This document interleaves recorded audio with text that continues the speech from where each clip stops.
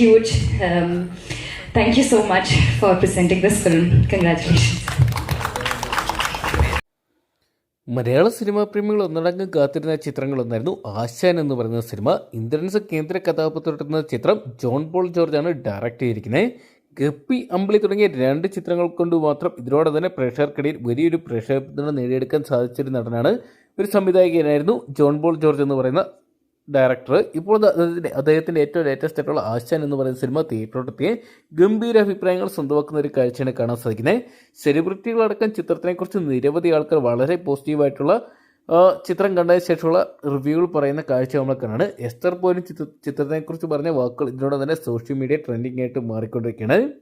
അത്യാവശ്യം നല്ലൊരു താരനിരയിൽ തന്നെയാണ് ആശാൻ എന്ന് പറയുന്ന സിനിമ ജോൺ പോൾ ജോർജ് ഒരുക്കിയിരിക്കുന്നത്. ഇന്ദ്രൻസിനെ കൂടെ തന്നെ ജോമോൻ ജ്യോതിർ, ശോഭി തിരകൻ തുടങ്ങിയവർ കേന്ദ്ര കഥാപാത്രമെത്തുന്ന ചിത്രത്തിന് 100ഓളം പുതുമുഖങ്ങൾ അണിനിരക്കുന്നു എന്നതും ചിത്രത്തിൻ്റെ ഹൈലൈറ്റ് തന്നെയാണ്. അതൊക്കെയാണ് ചിത്രം ഇത് തിയേറ്ററിലെത്തുമ്പോൾ മികച്ച അഭിപ്രായങ്ങൾ സ്വന്തമാക്കുന്ന ചിത്രം ഈ ഒരു വർഷത്തെ വിജയ ചിത്രങ്ങളുടെ ഭാഗമായിട്ട് മാറാനുള്ള എല്ലാവിധ സാധ്യതകളും കാണുന്നുണ്ട്. ഗംഭീര ട്രെയിലറും ടീസറും തന്നെ ചിത്രത്തിനായിട്ട് അണിയറ പ്രവർത്തകർ ഒരുക്കിയിട്ടുണ്ടായിരുന്നു. ചിത്രം ബോക്സ് ഓഫീസിൽ അത്യാവശ്യം നല്ലൊരു വിജയം സ്വന്തമാക്കുന്നതാണ് ചിത്രത്തിൻ്റെ ആദ്യ റിപ്പോർട്ടുകൾ പുറത്തു വരുമ്പോൾ അറിയാൻ സാധിക്കുന്നത്.